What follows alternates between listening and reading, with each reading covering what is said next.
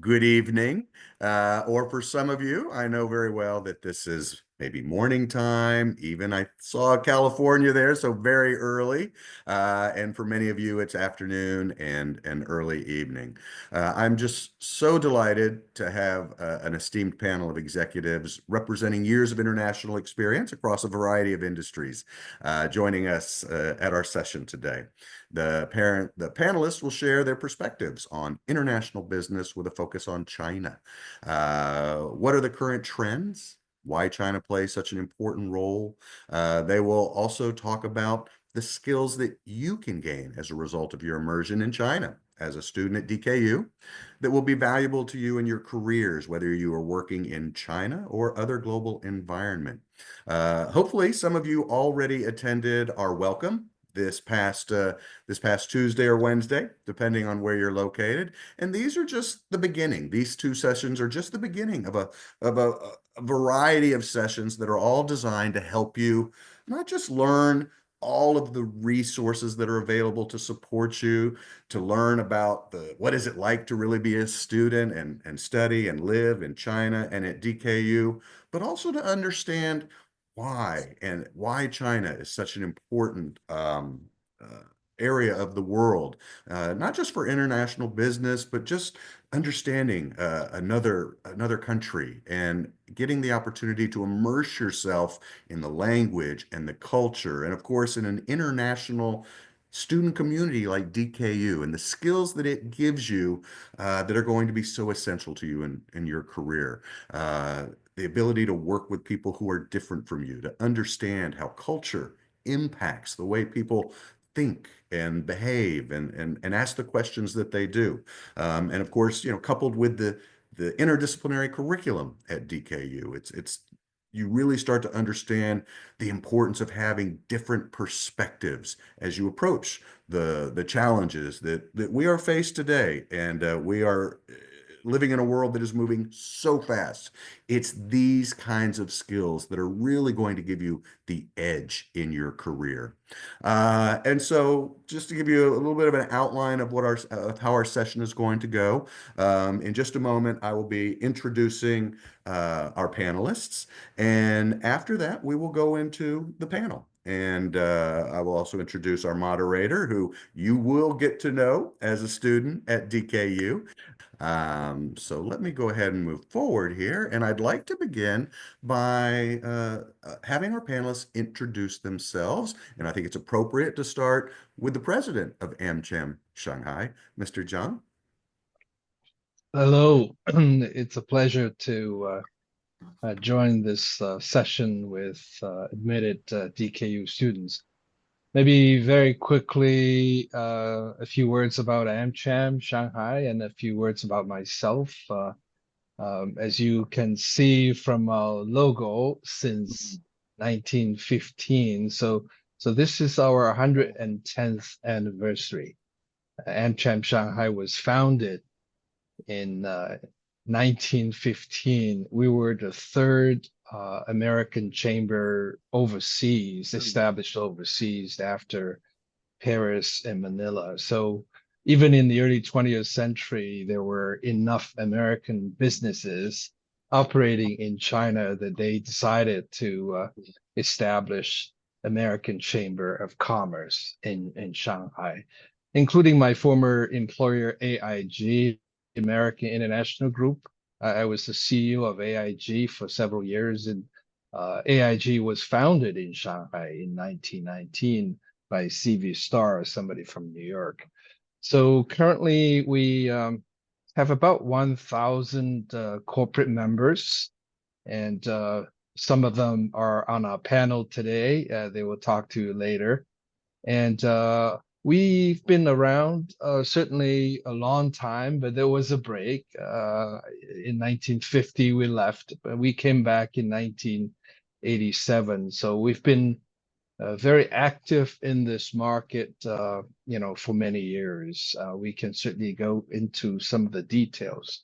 A few words about myself. I'm from Shanghai originally. I was born and grew up in Shanghai, went to school here, undergraduate. Then I went to the US to pursue graduate studies, and then worked in the US for many years before returning to China about 20 some years ago.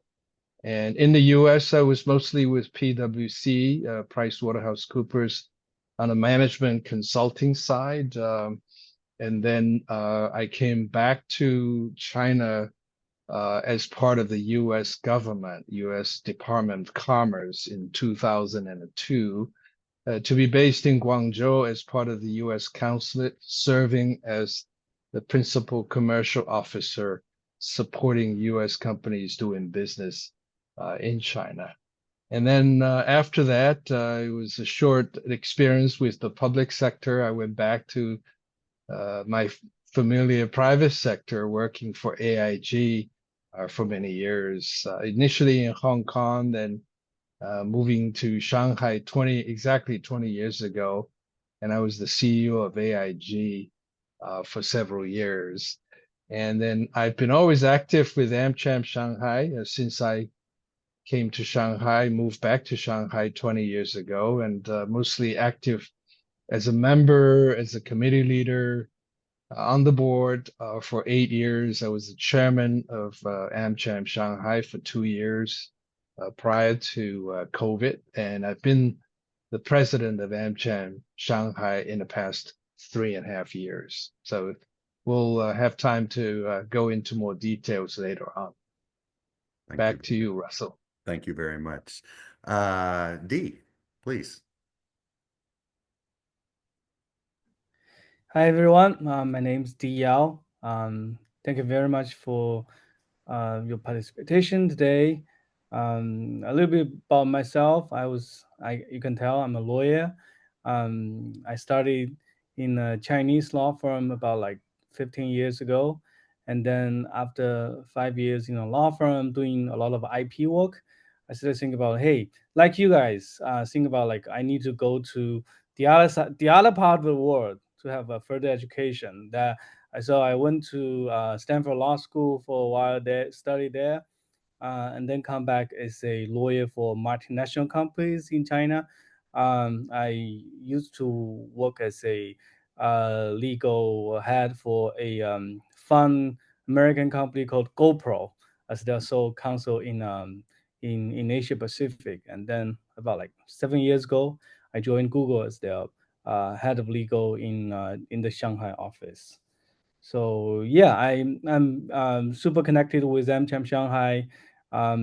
Was Now I'm on the board. Prior to the board position, I was chair and vice chair of the legal committee for a number of years. So we'll talk more about that later. Okay, thanks. Thank you very much. And now we'll go over to our other Eric, Eric Walenza, please. Thank you, Russell. So I first came to China in 2006, and then came back. I won't after traveling around a little bit in Asia in 2011 when I was doing my MBA over at George Washington and University in DC, and then at Fudan University here, and have lived in China since. Right now, I'm running my own company, a management consultancy focused on innovation and digital transformation. Also chairing the technology and innovation committee. I also ran a startup community called Startup Grind. This is a global community. I was running the Shanghai chapter for about 12 years. I just handed that off to a Chinese woman last year because the ecosystem has shifted, and that's maybe one thing we could discuss later. But right now I'm focused heavily on consulting larger corporates, and then also on working with startups and technology companies on cross-border either market entry into China or Chinese companies going abroad, and then working on an equity basis with these companies. So very much looking forward to your questions and the discussion, and happy to share, especially maybe my experience around innovation and the startup community in China. Wonderful. Thank you very much. Hong Fei, please.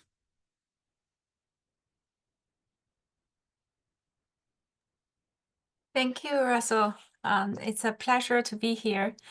I'm the Senior Vice President for Cargill and I lead Kagyu Animal Nutrition business in APAC region. Maybe just a bit about my past experience. Before Kagyu, I worked for Coca-Cola as their VP of strategy and corporate development. And before that, I worked for Bain & Company as a consultant and then a managing director for 8 years. So have worked in multiple places, worked in Los Angeles, worked in Paris, Hong Kong, and now landed back to my hometown, Shanghai.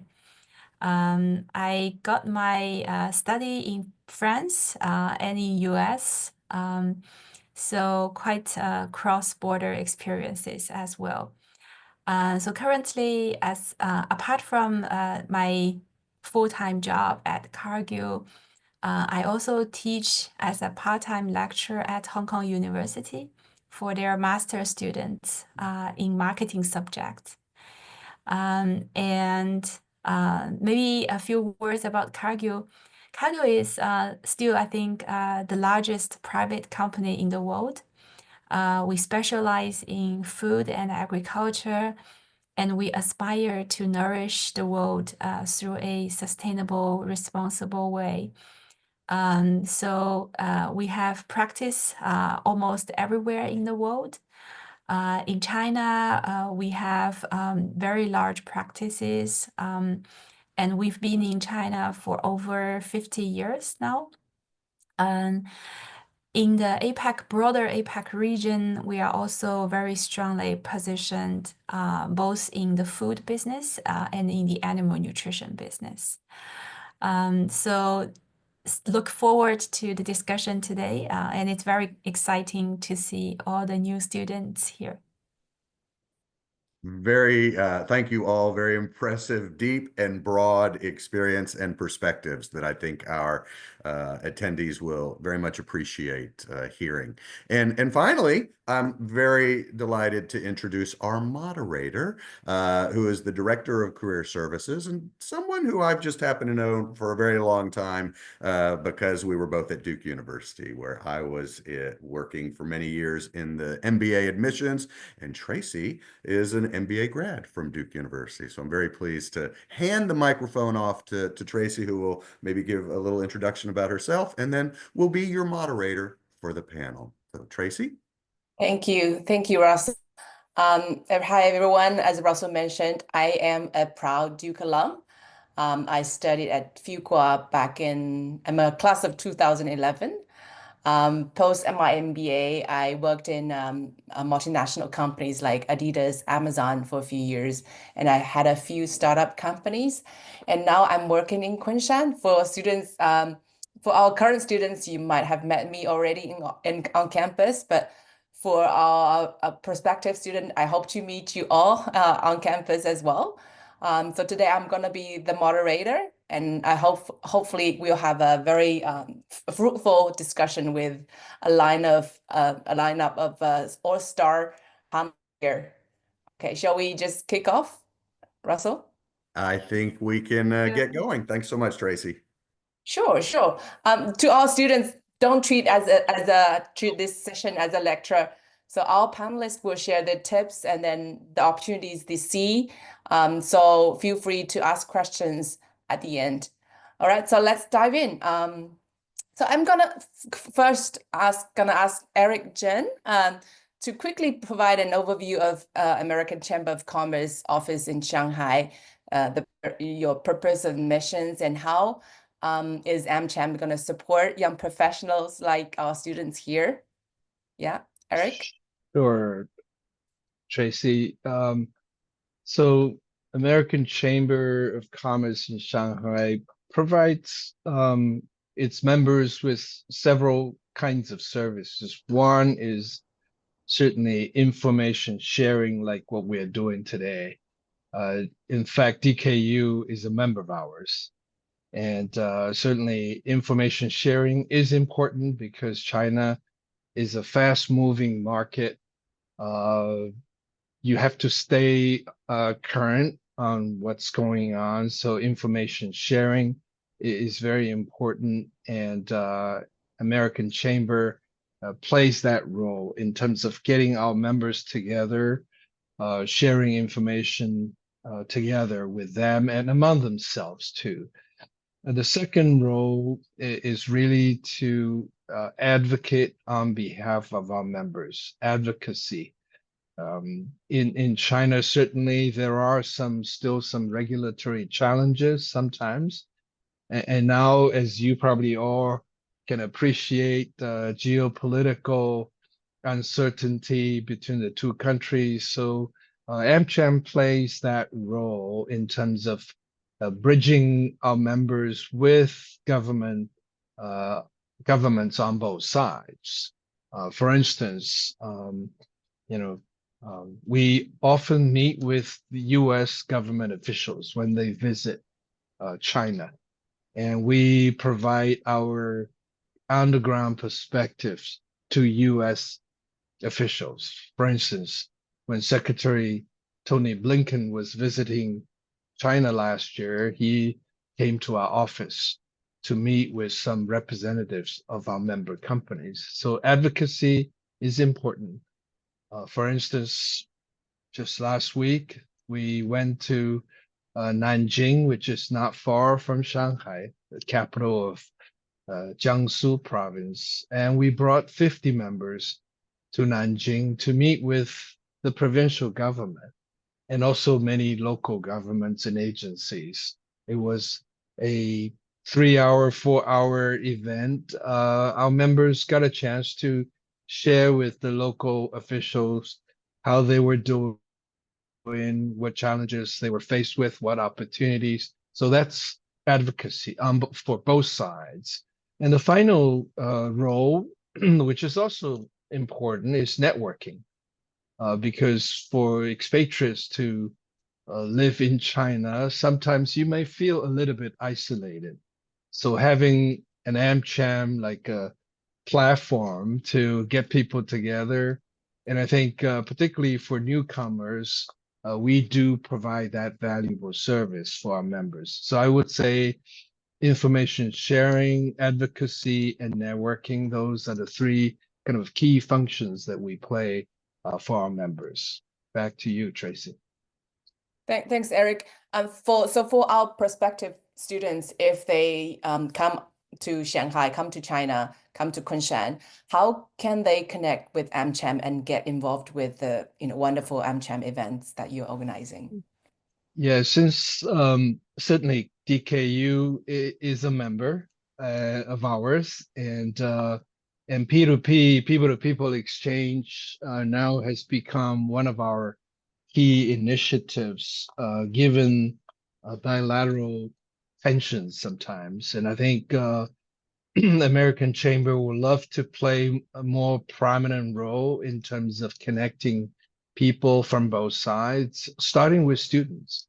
So I think we'll be more than happy to brief your students, DKU students, and I stay certainly closely in contact with the administration, the school officials.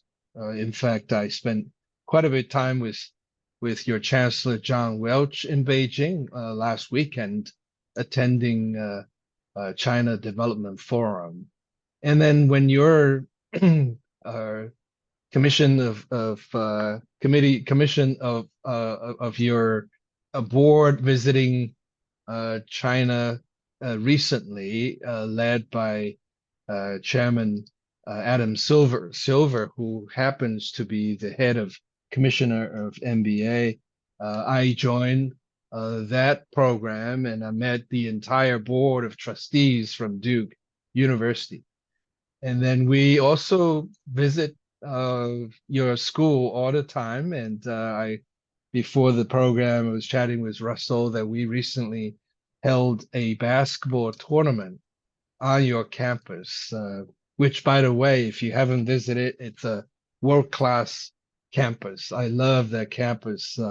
And we had a full-day basketball tournament, and DKU students were watching the games, and there was actually a team from DKU having both teachers and students, very, very good basketball players. I'm a basketball player myself, but they are just too good. I didn't play, by the way, but they were very, very good. So I think we could do a lot of things with GKU, and in fact, it's not that far. Kunshan is not that far from Shanghai, and we'd love to do more programs just for your students. Yeah, thank you, Eric. So for our students, Kunshan is just 25 minutes train ride from Shanghai. Yeah. All right. So next question, I think it's for all our panelists. Can each of you share your perspective on the current US, international business climate in China from your own industry? Why do you think international companies and organizations are interested in doing business in China? Maybe start with Hong Feng first.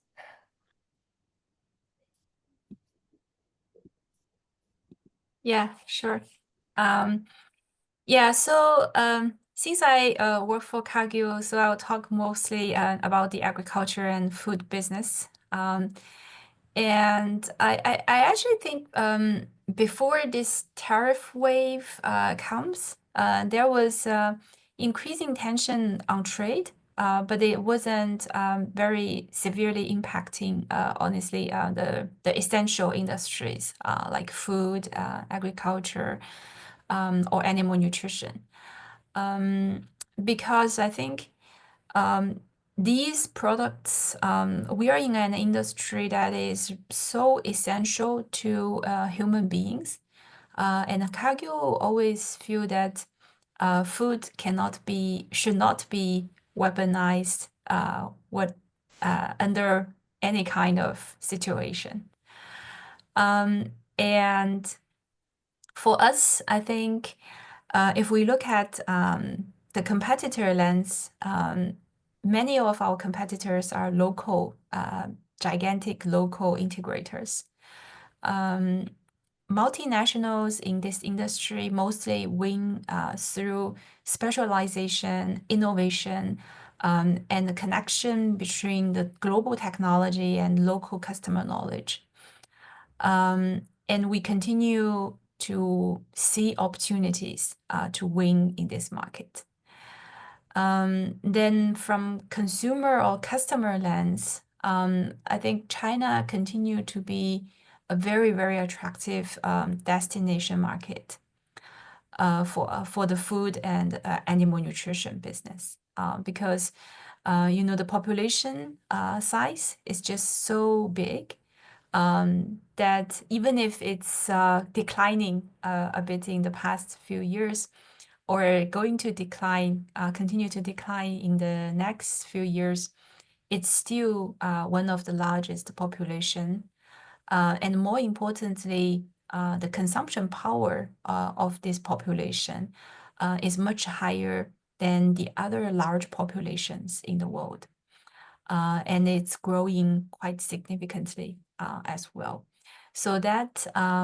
So I think these two sides makes us still feel we have a lot of opportunities in this market, despite of the bilateral relationships or trade trends in the world.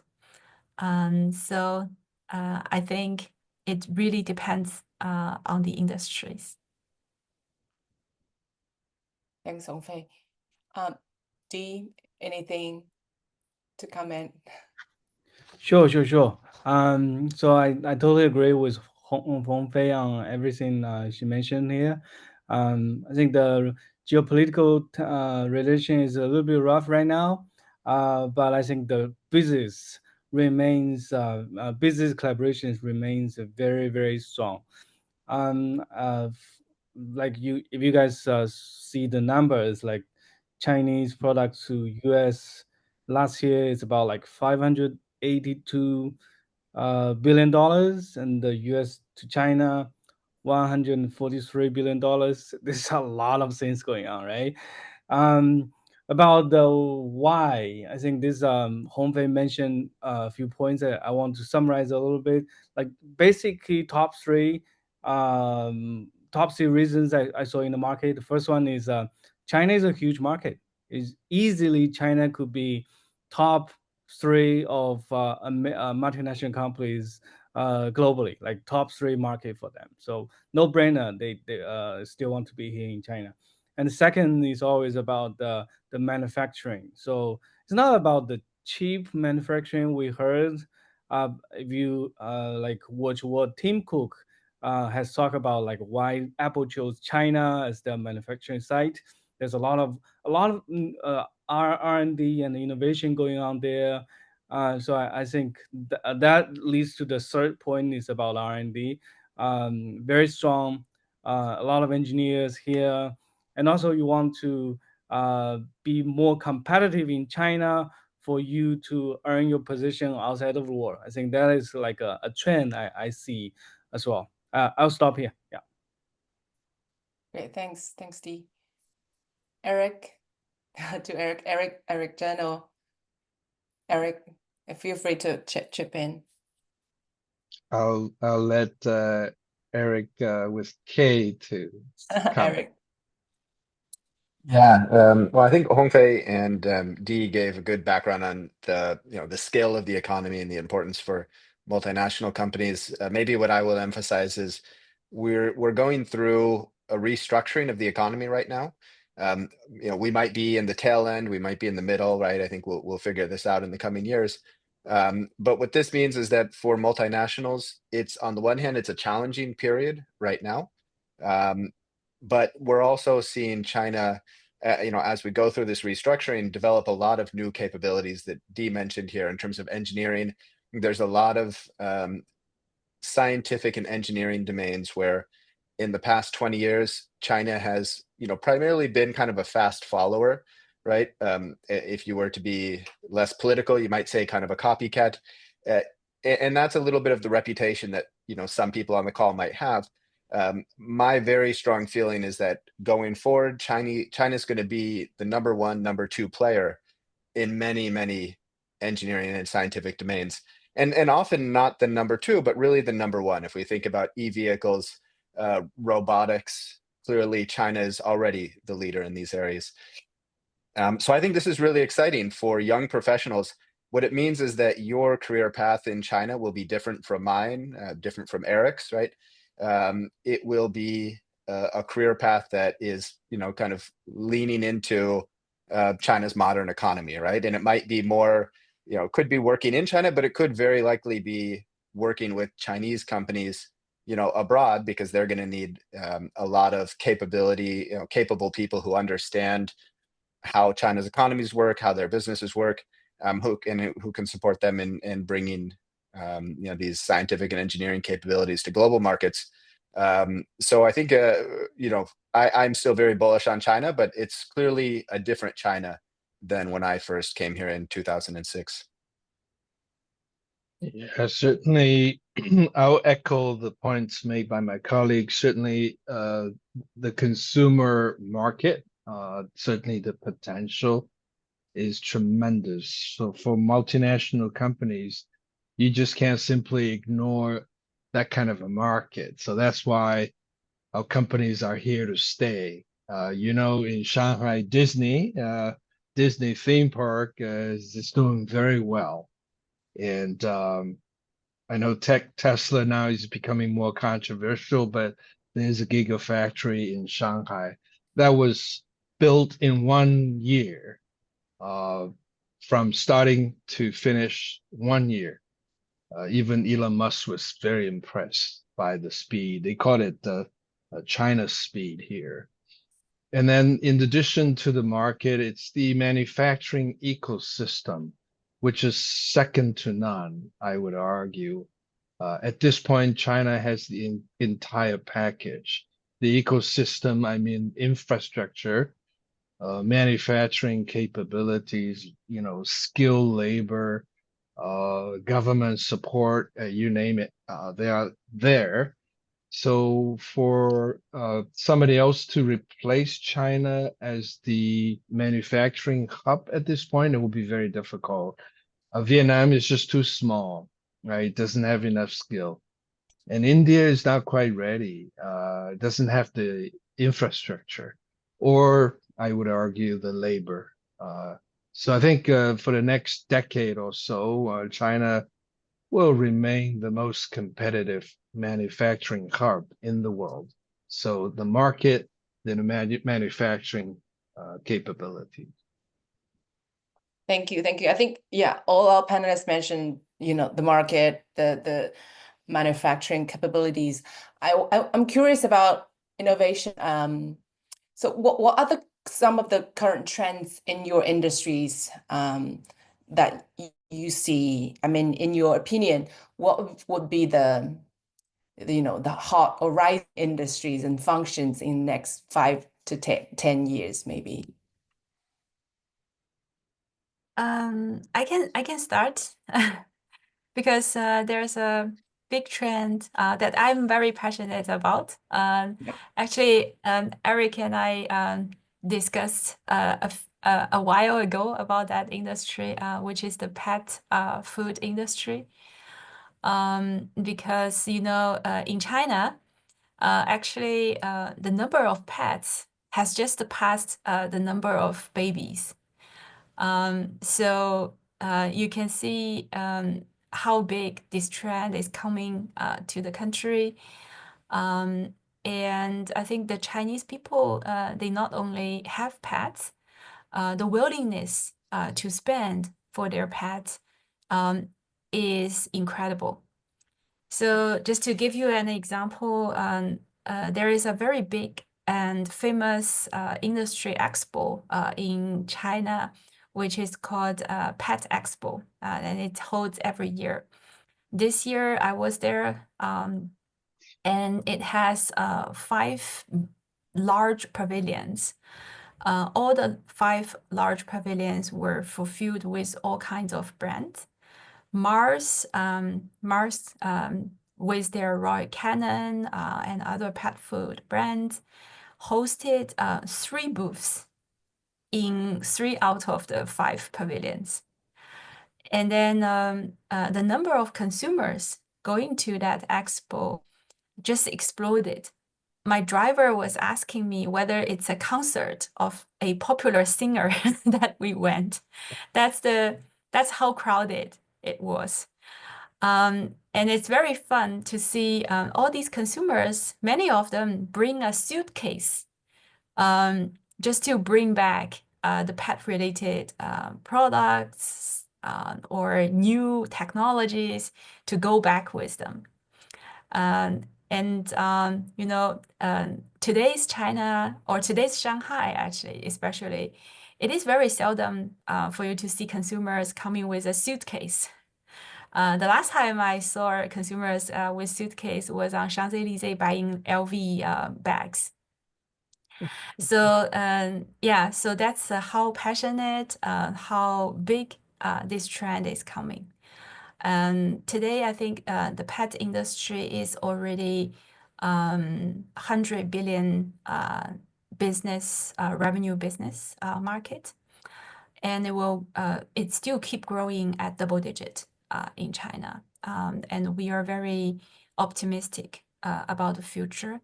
However, the competition is always very, very fierce. I think the trick of playing in China is that whenever you see a big trend, a great market, you should think about the competition.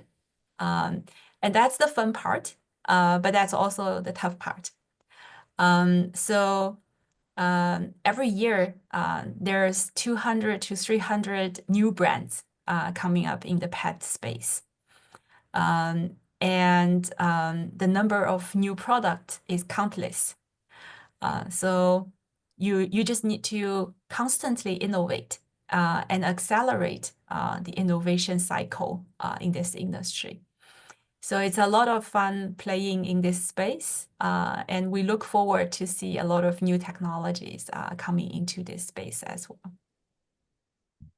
I'll leave DeepSeek and AI to my colleagues, Eric and Dee, but I can probably just highlight another area of growth, which is the green economy in China, particularly in the EVs, electric vehicles industry. And there are so many players in this market.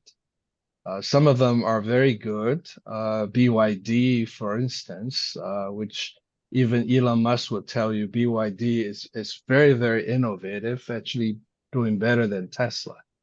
And I think the EV sector, China is the world leader now, starting with batteries. CATL, for instance, there's a company that's a world leader in producing batteries, and certainly solar panels. So those are the three areas: solar panels, EVs, batteries. Those three areas that China is now becoming very, very competitive. Now, politically, it could be an issue, right? Does China have an overcapacity issue? Does China need to reduce its capacity? But China is producing a lot of that. In the process, is doing very well. Even our members, our automakers, GM and Ford and so forth, even Tesla, would agree that Chinese EV makers are very, very competitive. So for our companies, our member companies, they believe that in order to be globally competitive, they have to be in China. They oftentimes we use an analogy. China is like a world-class gym where you got all the best athletes working out. So you want to be here to compete against those players. This is the major league. If you're not here, you're only a minor league player. So you want to be competing with the best. You may not win every time, but you will learn from the competition. Great metaphor. Eric and Dee. So yeah, I can go a little bit. Yeah. So no brainer in my industry, I'll talk about AI, right? So and Eric just mentioned about DeepSeek. So I just yeah, this is definitely one major stuff like we talk about these days in China. And I would just want to quote have a quote from Demis, who is Google DeepMind CEO. His comments about DeepSeek, I think, is worth mentioning. The first one he mentioned is this is excellent engineering, definitely. And he said he mentioned that this is the best thing China has bring to the world. I mean, in AI stuff, right? So I think that's what he talked about. And the second one is certainly that is not like tremendous no scientific breakthrough in the technology. So basically, it's still the same. So I think to what Eric mentioned about EV, probably China is number one. I think in the AI area, I still believe like US are very good at the fundamental research. Well, China will probably come really good at applications, but fundamental research will be still number one in the United States. I'll stop here. Yeah. So maybe I can tie together what Eric Jung was mentioning and with this topic of AI that Dee was touching on. So if we think about AI today, we typically think about it kind of through a chatbot, right, online. A lot of the AI that we're going to be interacting with, or really that we kind of already do interact with, but maybe are not so aware of, is embedded in the physical world, right? It's in our vacuum cleaner, it's in our cars, it's in our, of course, in our mobile phones. More and more it will be in robotics that's used in factories or warehouses, maybe in a hotel. So there's going to be a lot of intelligence embedded in the world. And this is all, this supply chain is all coming from China, right? And so if you think about it, I was talking with an engineer from Tesla on Friday, and he was explaining that if they want to, let's say they want to build a new machine and they want to kind of work with a vendor here in China, you contact that vendor and 2 weeks later, they're going to have that prototype working for you, right? if you contact a vendor in Germany, 2 weeks later, they're going to give you a quote. 2 months later, if you're lucky, maybe a prototype, probably not. And so the timelines here are often kind of 4x, 4x faster, right? In terms of lead times. And it's simply that there's a bit of a work ethic here, right? So that's part of it, right? Often in Germany, maybe not to pick too much on Germany, but I'll contact people there and they'll say I'm on vacation for 2 weeks. You don't really get that in China. But a big part of it is simply the supply chains that if you want to build, whether it's a drone or robot, whatever it is, you have the people that have the different layers of components that are all kind of within the same city ecosystem, right? And so they know each other, they're connected to each other, and you can pull those hardware components and also that capability together very quickly. And now we're combining that with AI. So I think that's going to be a really exciting place. There was a question from Ariana around the aviation industry. This is a little bit linked here. So of course, Comac has launched their kind of first commercial jet. What was it, launched maybe 2 years ago or last year? I forget. I think they already have quite a sizable number of orders. My understanding is that they're not yet sourcing the jet engines locally. So maybe to Dee's point, some of these very complex things like a jet engine, right, where really it's actually the production process that's really hard to refine. That hasn't yet been localized to China, but most of the other components in the airplane have. Maybe what's a little bit more interesting here, because what that will mean basically for the aviation industry is that there's now 3 players globally, right? Boeing, Airbus, and now Comac. But China also has a national level strategy for UAVs, right? For unmanned aerial vehicles, for things like everything from crops to construction monitoring, but also to point-to-point, transportation for 1 or 2 people. And there's a lot of local governments that are driving this. And so I think China, again, if we think about the legacy industries like traditional aviation, China is going to be a follower. They're going to be a player, but they're probably not going to do anything too innovative there. They'll just be a third player. But if we think about the future industries, in this case, UAVs, very likely China will be the lead player because, again, they have the hardware supply chains. They have the capability to innovate. Of course, DJI already has like 80% market share, so globally. So they have the capability to innovate at the hardware level. So I think any global player that really wants to be a leader in this industry has to have a strong position in China, both for the supply chain and also for innovation. Thanks all the panelists. Having heard all the hot or rising industries, my next question is about career development for our students. As you know, we have a lot of international students here in this session. Given they will be able to gain a lot of Chinese language and culture skills and knowledges, and maybe like industry knowledges about China, how do you think this will benefit them in the future? How this will impact their marketabilities in the job market in China and globally?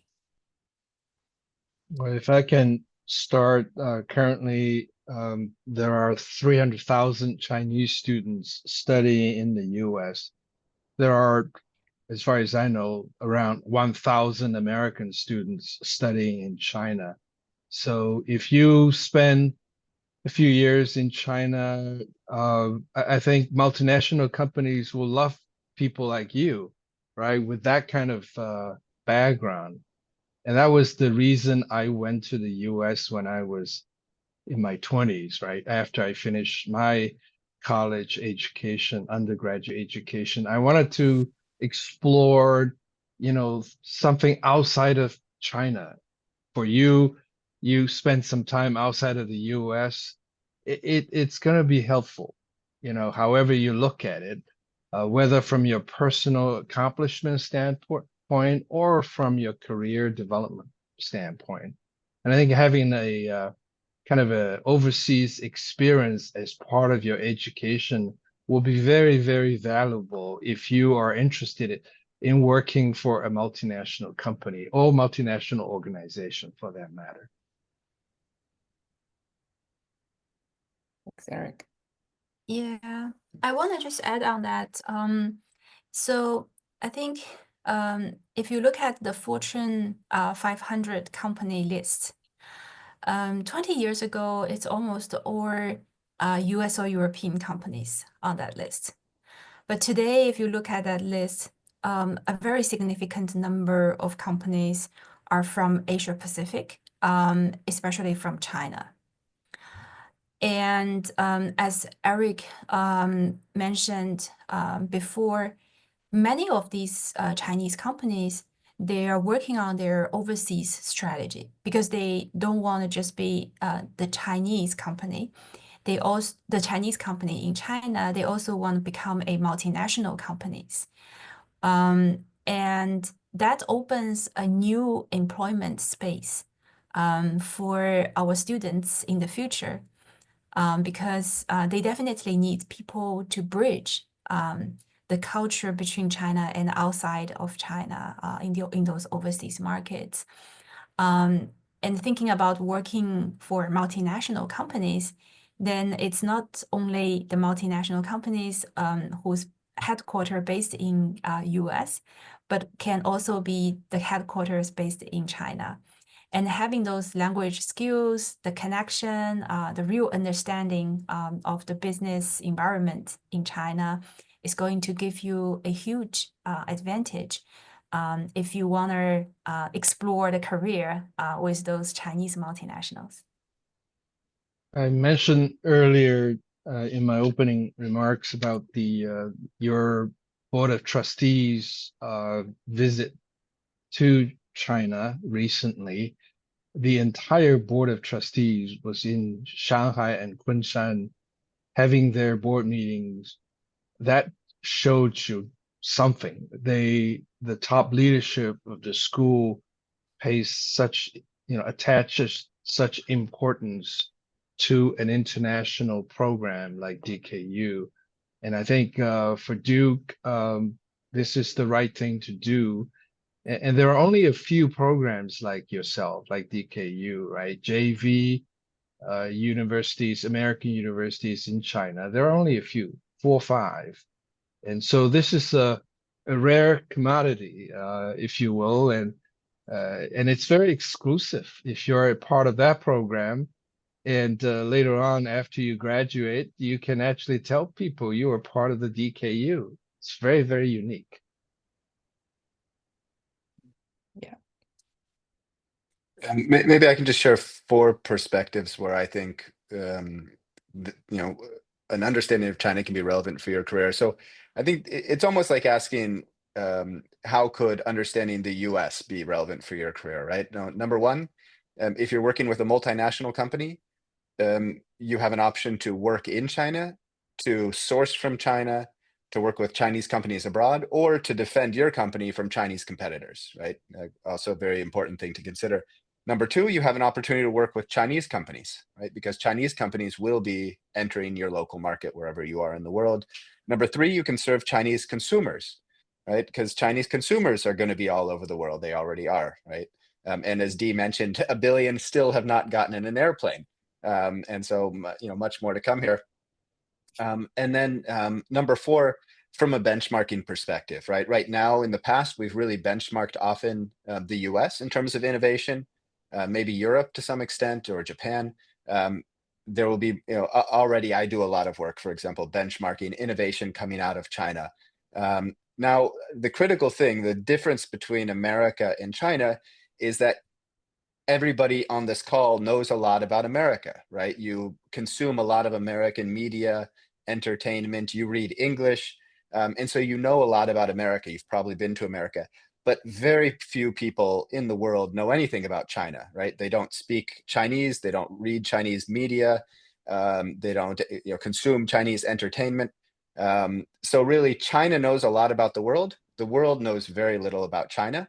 And so if you can be one of the people in your peer group who really understands China at a deep level, I think this is a great competitive advantage in the future for you as a professional, regardless of whether your career is in China or anywhere else in the world. Thanks, Eric. I think we don't have much time left. quick question for Eric. Okay, as an American transition to China, how was your experience? And for our students, how do you suggest they can, be better prepared for their life in China? How can they make the best use of their time in China? Yeah, I mean, I think the main thing is come here with a purpose and really, work your way into the community. And that can be in many different ways. You can, if you enjoy sports, join a local sports team, but join a Chinese sports team where you're playing sports with Chinese students, Chinese friends. Join local clubs, join AmCham. AmCham is great, but AmCham's also an American community. So find, whether it's entrepreneurship, engineering, whatever that might be, find local communities in Chinese that you can join. I find that Chinese people are very forgiving with poor Chinese skills. My Chinese skills are still so-so. So it's fine. Make an effort. Even if you're not very fluent in Chinese, you'll be able to communicate. Chinese people can also speak English quite well generally. But really, try to embed yourself into the Chinese environment while you're here. I think that's the main thing. And that also means, in the work environment. So I'll keep it brief, but I think that the key thing is just to have in mind that you're here to embed yourself in Chinese society, however you want to do that, but make that your primary focus. A couple you of so much. questions about, if I can just quickly, a couple of questions about internship opportunities with AmCham companies. Now, if you come on like a student visa, strictly speaking, you would not be able to work. But AmCham companies will love to provide project opportunities for you. We do have real business cases that we can provide you. Then you can work on those projects as part of your curriculum. So that's something that we can certainly help you. In terms of full-time internship programs, visa, situation is a challenge, but I think working on projects probably is a is a way to go, and we can certainly work with GKU to find projects for you. Thank you, Eric. I'll definitely get in touch offline after this session for this. Well, huge thank you for our incredible panelists for sharing and for keeping it real. I think that's all we've got time for, but clearly we've just only scratched the surface. But I think, Russell, it's time for questions. Yeah, and I think that Eric immediately addressed the big one that we always get, which is about internships, and I thought maybe actually we recognize the challenges, but we also do promote securing internships, whether it be, in China or outside of China. I thought, Tracy, maybe you could talk just a little bit about that because we are getting so many questions. Just how do we support students securing internships and maybe how they might be able to get an internship in China, which does happen, we know. Sure. I think so my office, we help our students internships in multinational companies, in local companies, in startup companies.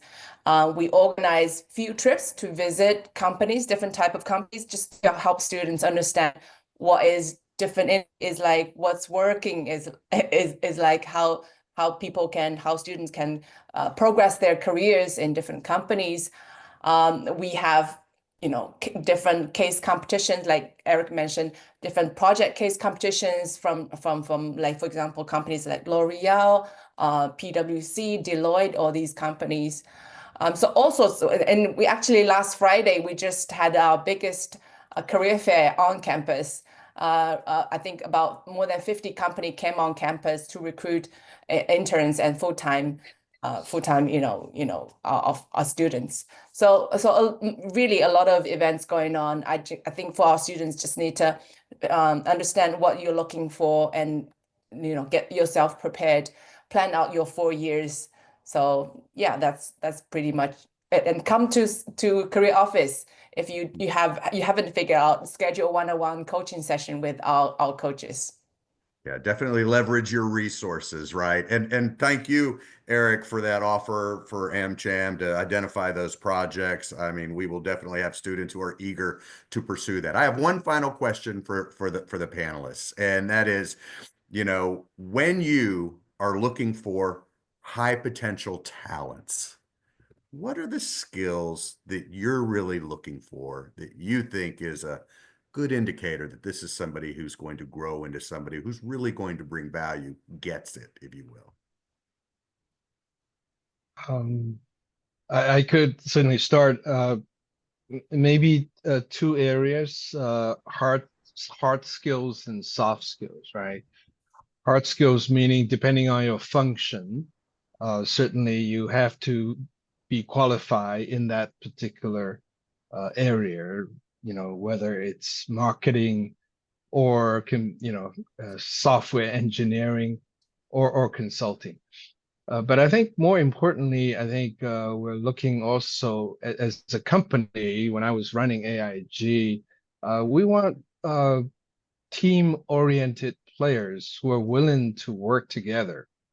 In the current world, oftentimes one person, however smart you are, probably you have to work with others to collectively complete bigger projects. So I think to be able to work with others, your communication skills, your team skills, and those soft skills will be uh, valued a lot by your potential employers. I think looking at both from hard and soft skills standpoint, you probably can offer a more rounded, well-rounded, more complete package for a potential employer. Yeah, I can share a model that I used to share when I was the chair of Future Leaders Committee in AmCham. I used to share with those young entrepreneurs or young professionals. So I kind of separated the 4 letters of growth. So first one is goal. I do think if you want to be successful, or when we look at searching for talent, somebody have a goal is very important. Who knows what he or she wants to do, and have a certain set of values that is consistent, and also matching the companies that are looking for talents is also important. And the second thing is on art, we do, especially under today's ambiguous market situation, we really want someone who can reinvent themselves and willing or even take the initiative to reinvent themselves. And that's an area I think not everyone really knows about it until they get some failures, and but then restart and unlearn some things that they had before, and relearn the new skills. And I do believe in the future, our companies or our industries will need more and more talents who have that kind of skill set. And then just be open to different opinions. So everyone is working in a team today, and there will be diverse opinions, which is super helpful. And be open to those voices that are different from yours, and try to value it and leverage them. And the last thing is don't limit to just one industry or one job. We want people really have let's say cross industry or cross domain experiences. So try to widen your spaces, not only in the industry, but could also be a leisure, a hobby, something that you also get professional about, even if it's not your job. And that will help you in capturing many of these new upcoming opportunities in the future.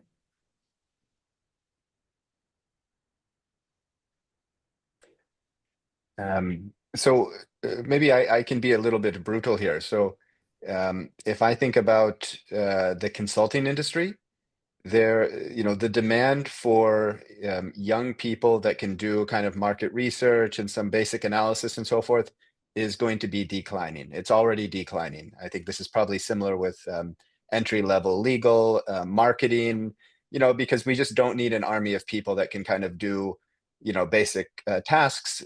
AI is already quite good at those, and there's a lot of money going into building better AI and better applications. So that is something that you have to consider. Now, what does that mean? When we're hiring now,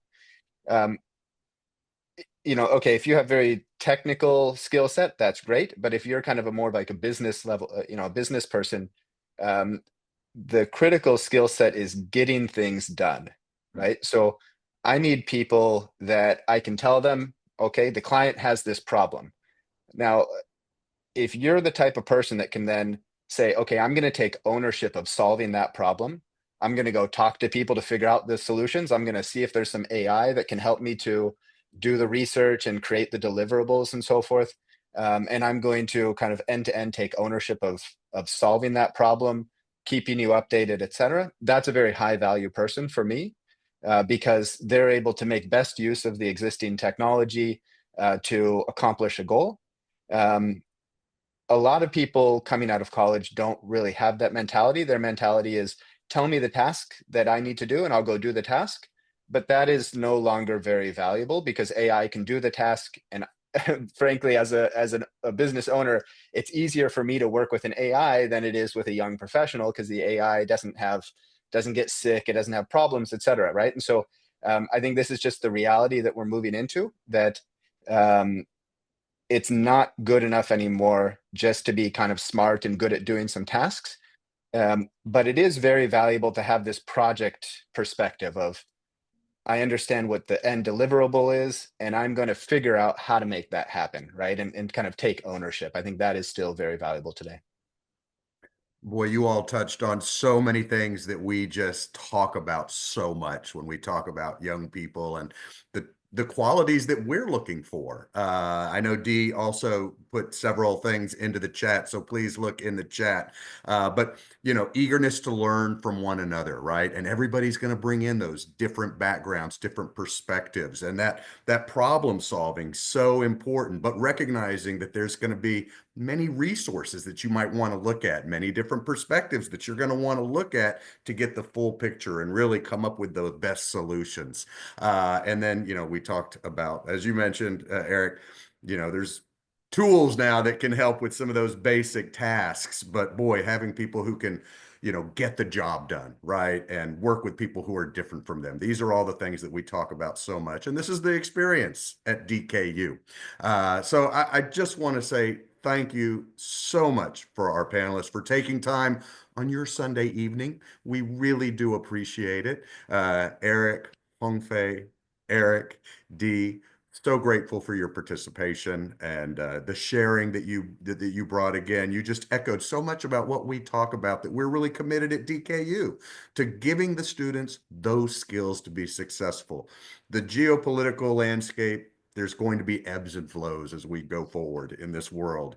But China's not going anywhere. It's always going to be such a major player. And as I think Eric mentioned, no matter where you are in the world, you're probably going to be connected doing business with China in some way. And so the skills that our students develop, immersing themselves in this culture, learning language skills, really will give them an edge. Finally, I'd like to thank Tracy who for moderating and also spending your Sunday night with us. Hopefully our admitted students will get a chance to meet Tracy in person, and we will be doing an event, a career services event coming up on April 9th, and just a couple other events that I'd like to just mention. We have a bunch coming up this week. We have a student resources session where you'll get to learn about the various resources that support our students when they're in China. We also have next Saturday, we have a parent and family panel.